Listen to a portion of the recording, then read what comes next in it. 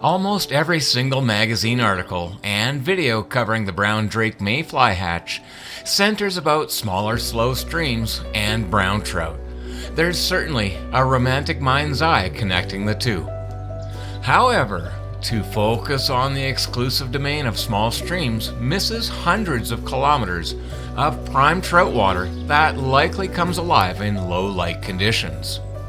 Mid to big sized rivers have exceptional brown drake hatches, particularly the lower third of many rivers where trout populations begin to taper off as the river flow slows, where muds of clay and silts mix to gravel and sand, where water clarity is often turbid, and fly fishers snub their noses at the frog water.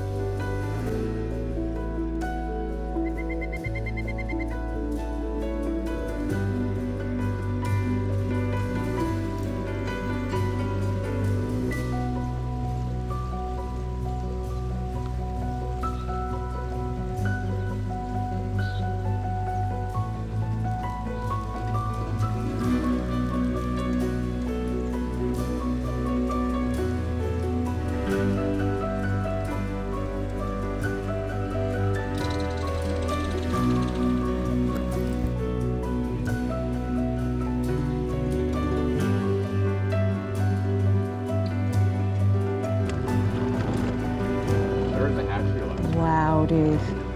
That's awesome. This is great to see. I'm just saying. We are into clouds. And clouds of these spinners. Wow. Just wow. That's impressive. Not a lot of them on the water, but wow, is this amazing. The trouble is that hatches are patchy on these larger rivers, more sensitive to light and heat and river substrate.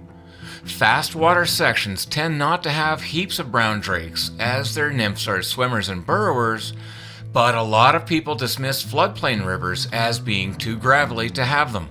A big overlooking mistake.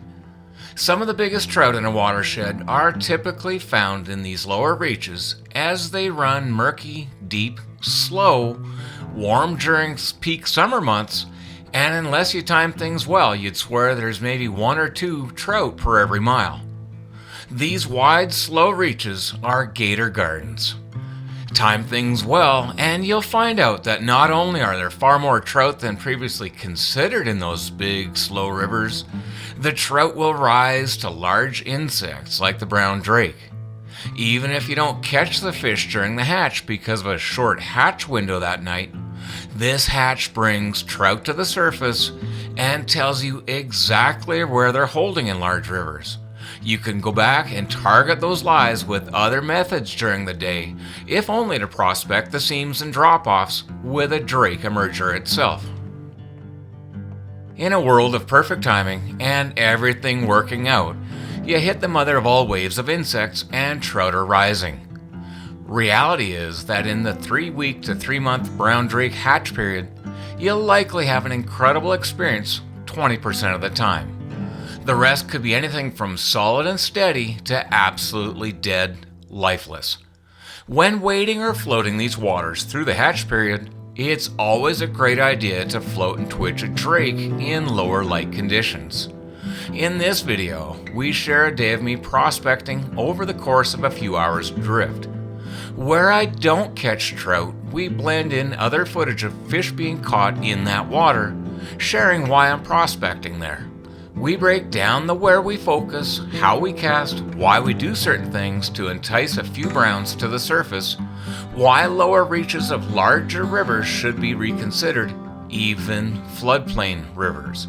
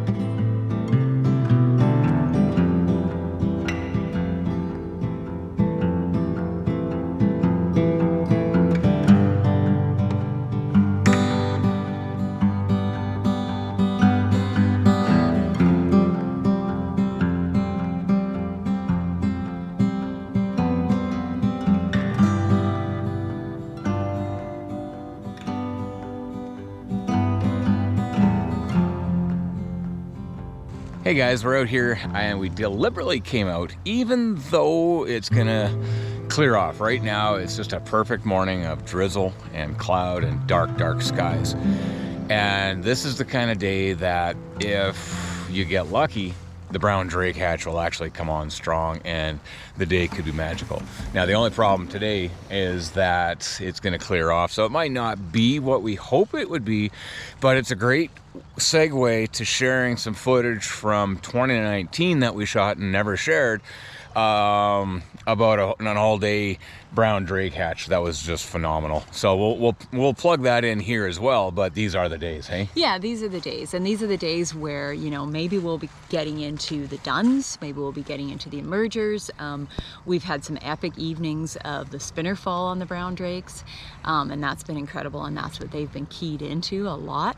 But hey, today may be a slightly different part of the cycle of the whole drake bug, as it were, and just seeing how that unfolds, guys, and seeing what it is that they want. If it's kind of a dead drift versus a wiggling spinner that's in the water that we've seen, and you know, and they wanted movement before. Maybe today it's a dead drift. We're gonna see, and we're gonna see also where they're gonna be rising if we get so lucky. If we get so lucky. And that all ties into, hey, the hatch has been going on, the water's murky, the skies are dark. Just because there's maybe nothing rising, and maybe there's no bugs on the water, I'm going to start off the day here just prospecting an emerger, basically a foam body polywing that'll ride a little bit higher, and I'm just going to fish along the seams, the shallow water edges, that kind of stuff, and just see if prospecting with a drake like I did that first night we're out here with the spinner fall. Picked one up just prospecting. So I'm going to work on the shallow edges of the shallow lies and see if we can't get something saying, hey, it's dark, it's murky water, I'm still keyed in on these things, I'll eat that.